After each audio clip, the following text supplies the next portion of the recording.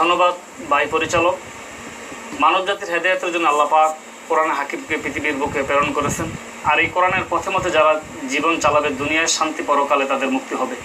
এই কোরআন আসার কারণে আল্লাহ পাক রমজানুল মুবারককে বরকতময় করে দিয়েছে। আসলে কোরআনুল কারীম এমন একটা সময় পৃথিবীতে এসেছে যখন পৃথিবী ছিল অন্ধকারাচ্ছন্ন। মানুষগুলো হেদায়েতের সঠিক দিশা তখন পাচ্ছিল না, কি করবে।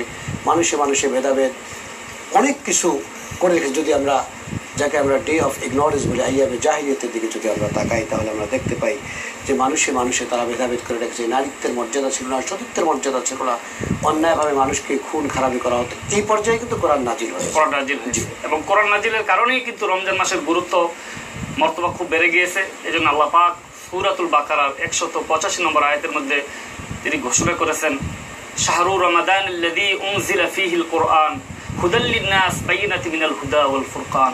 শেষের আয়াতের শেষ অংশে হুদাল লিন-নাস ওয়া বায়িনাতিন মিনাল হুদা ওয়াল ফুরকান, যেটি মানুষের হেদায়েতের জন্য এসেছে। যে আসবো আপনার কাছে আরো আলোচনা শুনবো ইনশাআল্লাহ। আমাদের একটা বিরতি দেওয়ার সময় হয়েছে। সম্মানিত দর্শক, আপনারা দেখছেন শাপলা সিটি লিমিটেড পরিচালিত বরকত মাসারি